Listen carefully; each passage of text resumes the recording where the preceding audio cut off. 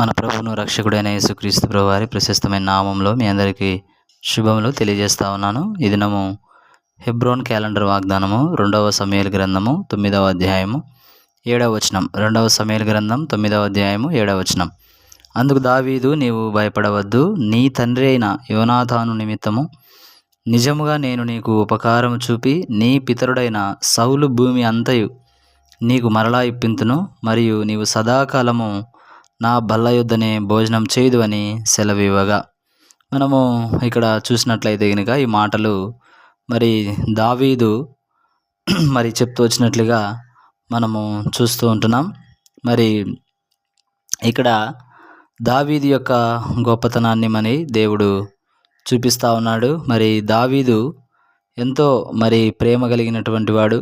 అంత మాత్రమే కాదు, మరి ఎంతో దయగలిగినటువంటి వ్యక్తిగా దావీదును దేవుడు పరిచయం చేస్తూ ఉన్నాడు. మరి ఈ మాటలు మెఫీబోషెత్తో దావీదు చెప్తూ వచ్చినటువంటి మాటలుగా మనం చూస్తున్నాం. వాస్తవంగా సౌలు దావీదును ఎంతో ఇబ్బంది పెట్టాడు, మరి శత్రువుగా భావిస్తూ వచ్చాడు. అయినప్పటికీ కూడా దావీదు సౌలును ఒక మిత్రునిగానే చూస్తూ వచ్చాడు. ఎందుకంటే సౌలు యొక్క కుమారుడైనటువంటి యోనాతాను, దావీదు ప్రాణ స్నేహితులు వారిరువురు కూడా.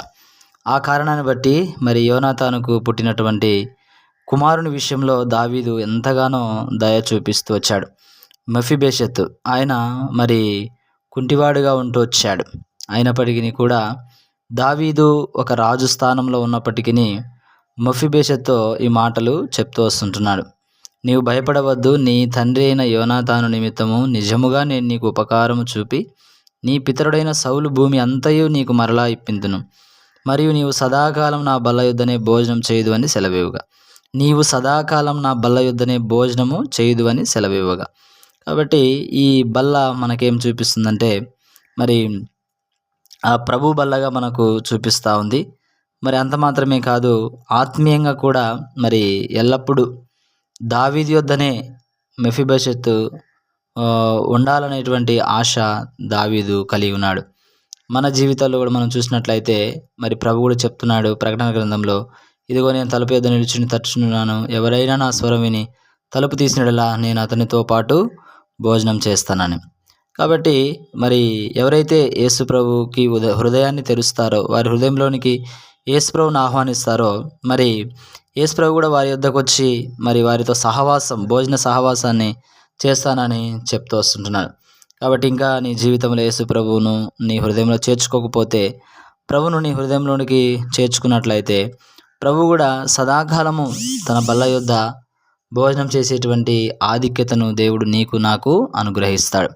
కాబట్టి ఈ ఉదయకాల సమయంలో మరి దావీదు మెఫీబోషెత్తో అంటే తన రాజకుమారులలో ఒకనిగా మరి చేర్చుకున్నట్లుగా మనం చూస్తున్నాము. సదాకాలం అంటే మెఫీబోషెత్ బ్రతికినంత కాలం కూడా దావీదు యొక్క బల్ల యొద్దనే ఆయన భోజనం చేస్తూ వచ్చాడు. ఎంత ఆధిక్యతను దావీదు మెఫీబోషెత్కి ఇస్తూ వచ్చాడు. మన పరలోకపు తండ్రి కూడా మనకెంతో ఆధిక్యతనిచ్చాడు.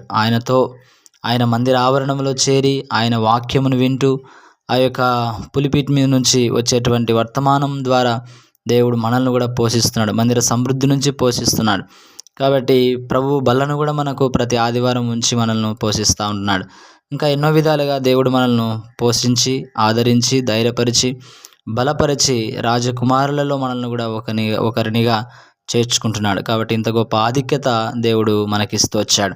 మనం కూడా కృతజ్ఞులమై ప్రభువును మన జీవిత పర్యాయం మన ప్రాణమున్నంత వరకు ఈ లోకంలో ప్రభువును మనం సేవించి పూజించి ఆరాధించి ఘనపరిచి మహిమపరిచే వారంగా ఉండాలి. దేవుడి మాటలు దీవించునుగాక. దేవుడు మిమ్మల్ని మీ కుటుంబాలను దీవించి ఆశీర్వదించునుగాక. May God bless you.